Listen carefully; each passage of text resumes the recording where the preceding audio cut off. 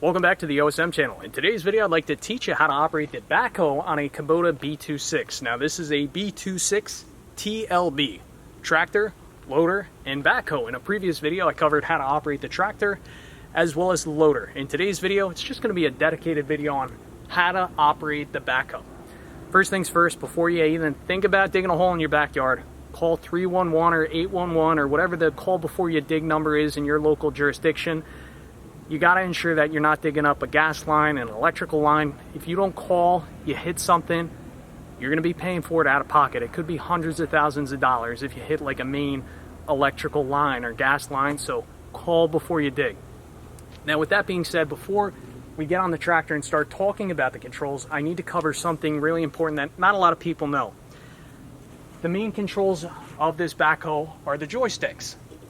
And when you move the joystick in one direction or another, it has a specific function.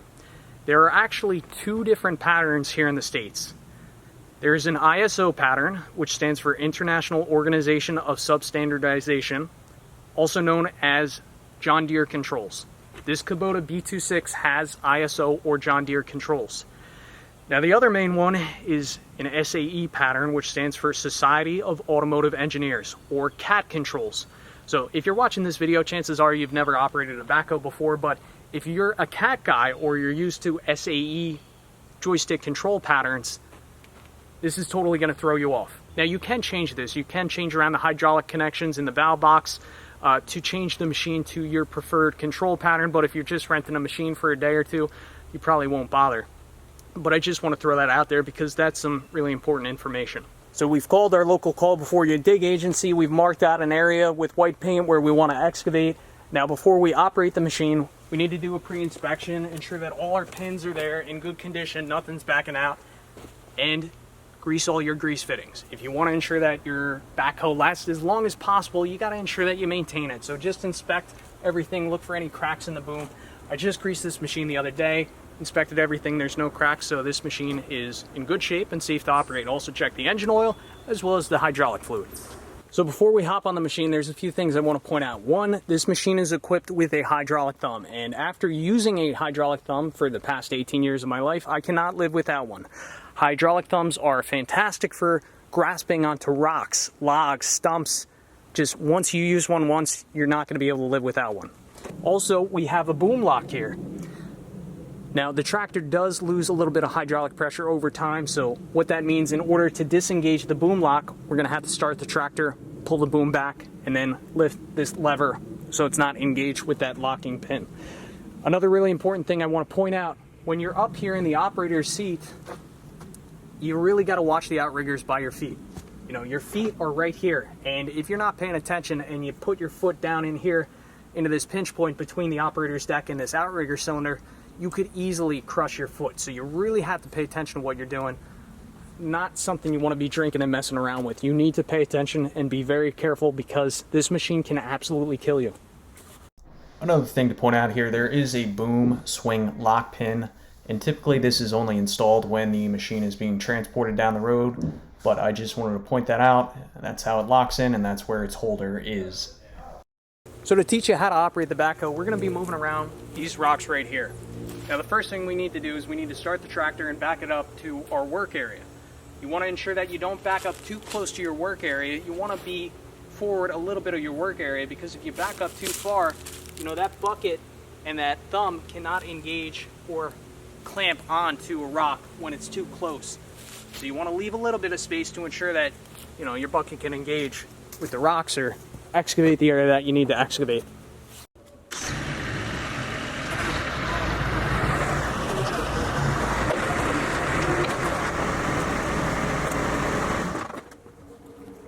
So we have about 5 feet of space in between the end of the outriggers and the rock, the first rock that we want to pick up. We should be able to reach most of the rest of them.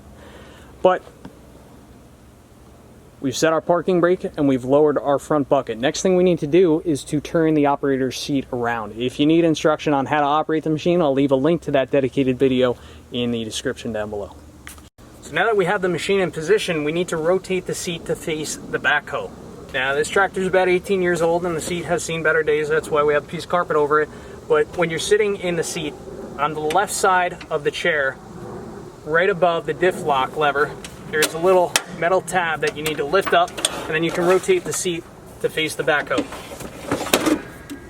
Now, whenever you turn the seat around and you plan to get on or off the backhoe, always ensure that the machine's off. Reason being, see there's little steps right here by the outriggers? If you lose your balance while you're climbing up here and you accidentally hit one of the joystick levers, you could lose a limb in a heartbeat, especially if you're not paying attention. Again, look at that pinch point right there. So, as a matter of safety, always have the machine off when you're getting on and off the backhoe. So now let's start going over our controls. You look at the controls and you think, wow, that looks really complicated. I assure you it's not. After 4 or 5 hours of practice, you'll have a really good grasp on how to efficiently operate this machine. If you're a video gamer, you'll probably pick this up even quicker. It just takes practice. And if you get yourself in a hairy situation, follow the pictures in order to retract the boom to get yourself out of danger. So before we go over the controls, I gotta warn you, always put your seatbelt on. Really important, especially when you're learning how to operate the backhoe. When you're operating the backhoe, there is always a chance that you could flip the machine, especially if you're pushing down on the controls, you extend the boom the wrong way, push down on the ground, and you could flop over. Now, why would you want to wear the seatbelt? Well, what the seatbelt does is it keeps you in this protective enclosure inside the machine. It keeps you seated in the machine. This machine has something called a ROPS system, a rollover protection system. So the idea is, by wearing your seatbelt, if you accidentally flip the machine, the ROPS system will keep you protected inside this cavity, thus hopefully prevent you from being crushed. If you do not wear your seatbelt and you flip over the machine, what could potentially happen? You could land, in between this fender or the ROPS system and the ground, and it will pinch you. It could quite literally kill you. So always wear your seatbelt.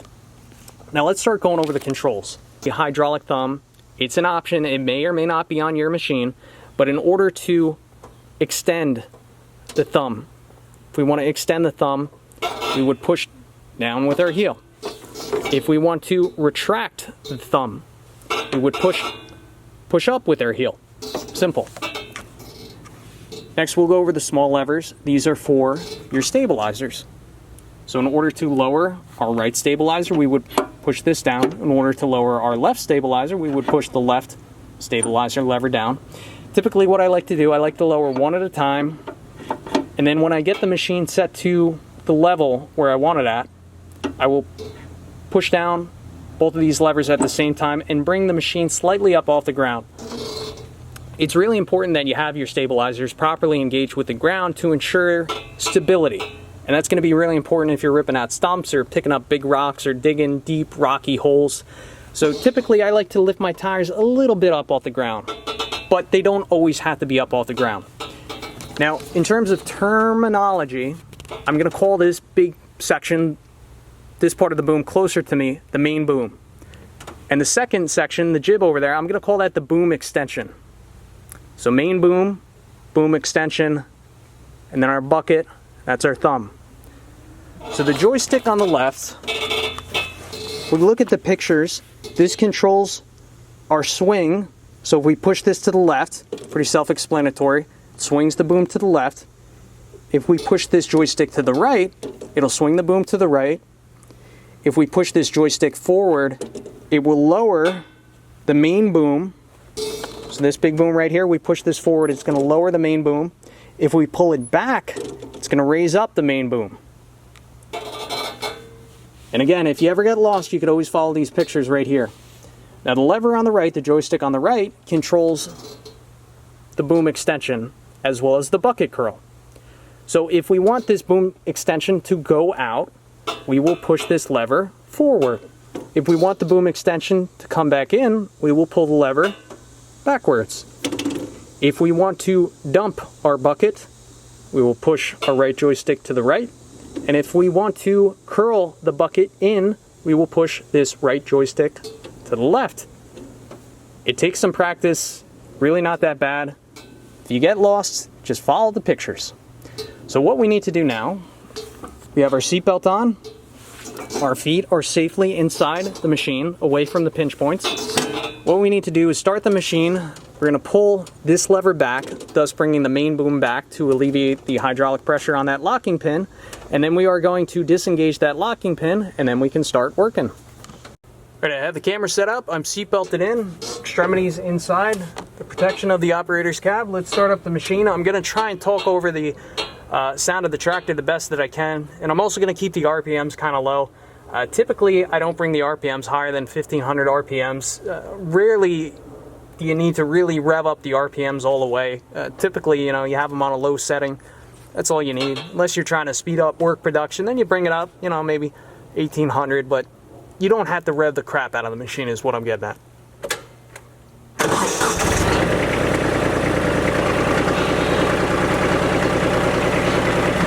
Alright, so the first thing we need to do is to lower our stabilizers. Starting with the right side, we'll lower that one. I'm going to have it engaged with the ground a little bit. I'll lower our left stabilizer.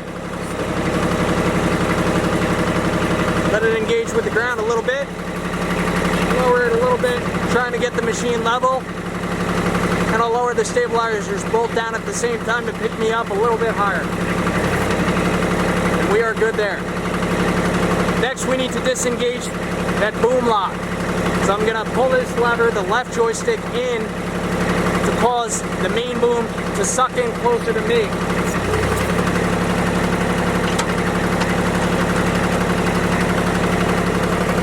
You can see now our boom lock's disengaged and we can lower or pull back the main boom. And then if we want to swing, again, our left joystick, left,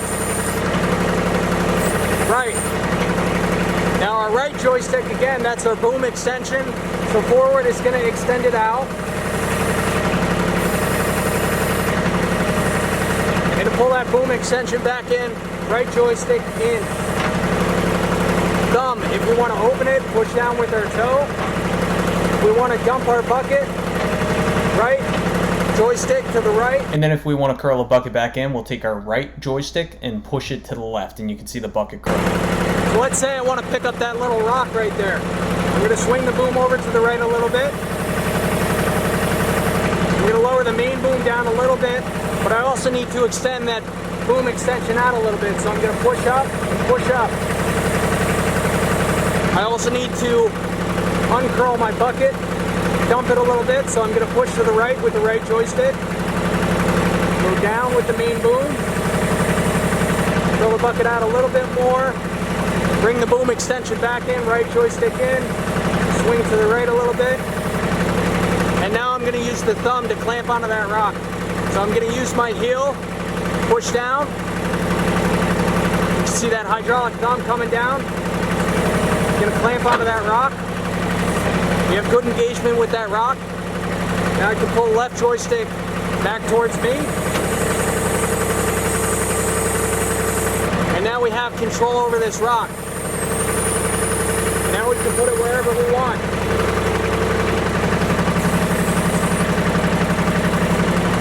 Put it all the way over there. Bring it back. And then when I want to put this rock down, trying to make sure you're in focus here. When I want to put this rock down, I have two options. I could either retract the thumb, or I could dump the bucket out. In this case, I'm going to retract the thumb by pushing up with my toe. That is how you dump the rock. If I want to grab a larger rock, same thing.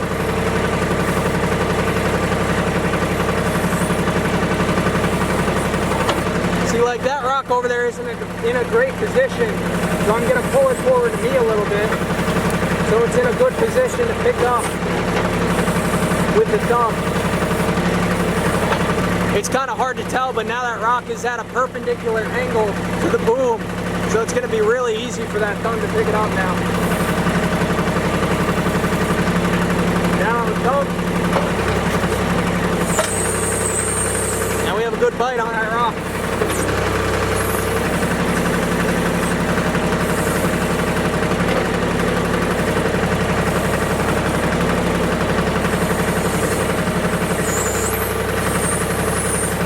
How many I can stack. Let me try and clamp clamp onto another rock, we'll try and stack it on those two.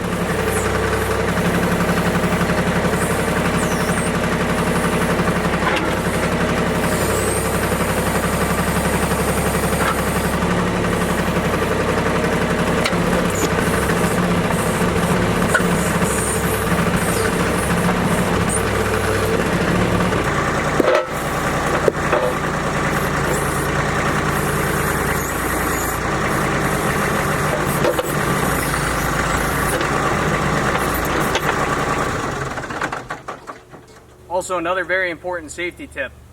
When you shut the machine off, either ensure that the boom lock is engaged, or if you don't have your boom lock engaged, ensure that the bucket goes down to the ground. And I say that because if you leave your bucket and boom up and you don't have that boom lock engaged, a couple of kids come over on the machine, one's in the operator's seat and the bucket's still in the air, even with the machine off and the key out of the machine. If I push down on the main boom control lever, thus lowering the main boom, and there's a kid under there, you could crush somebody. So always ensure that the boom lock is engaged, or that the hydraulics, the boom, the bucket, everything is on the ground and depressurized. You can do that by just working the levers. Also, I could test that out with the hydraulic stabilizer. So if I push in on these stabilizers, see, even with the key off, we got a little bit of downward movement. I didn't really pick the machine up off the ground, but always ensure that there's no potential energy in your hydraulic system. So I want to talk about one other thing that could get you into trouble, especially when you're just starting out. The hydraulics in the boom are incredibly powerful. They literally can lift up the rear of the tractor, with just the backhoe portion alone. Forget about the stabilizers. And where that can be very dangerous is if you start lifting the back of the tractor up off the ground with the backhoe and your stabilizers aren't engaged, what you've done is you've created a really high point of gravity and you don't have much stabilization. So at that point, it could make it very easy for the machine to flip over. And I'm going to try and demonstrate that now, and I'm going to show you how to get out of that situation.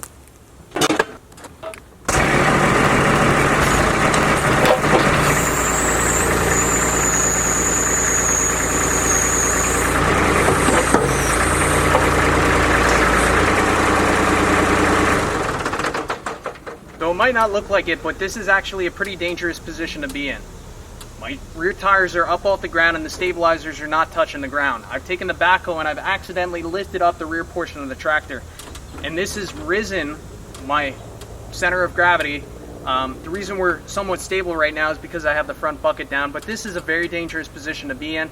And this is a very common situation that new operators will face, especially when they don't understand the controls. So just understand that this is dangerous and you got to be careful with the controls. It does take some time to learn. So if you put yourself in a position like this, what can you do? Well, the best thing to do is to pull back on the left joystick, and that will pull your main boom back towards you, and that will lower the tractor. Another thing you can do is extend the hydraulic cylinders down, thus stabilizing the rear end of the tractor, reducing the tippability of the tractor. And then from there, then you can lift up on the boom and then lower your stabilizers back down. But just to show you, I can kind of correct this situation without even turning the tractor on. If I take my left joystick and pull it in, thus retracting the main boom in, this should lower the tractor back down.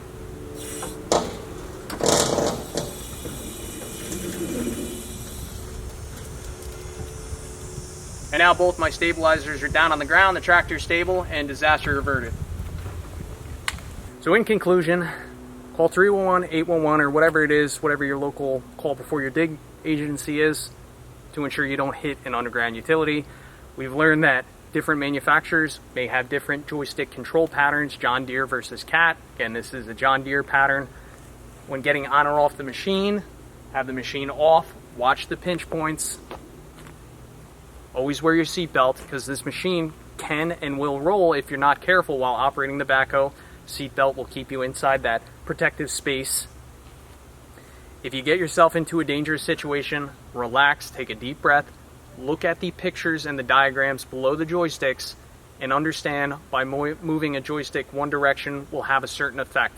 If you get really panicked, just shut the machine off, think about it for a second. You can always lower those stabilizers down to help stabilize the rear if you get yourself into a bad situation. But with this Kubota, if you get in a situation like I just demonstrated, that left joystick, pull it in, that'll retract the main boom in, thus likely lowering the rear of the machine down. Anyway, I'd like to thank you for watching. If you haven't watched the other series already on how to operate the tractor and loader portion, again, I'll leave a link for that in the description down below. Thank you for watching, and as always, I will catch you on the next one.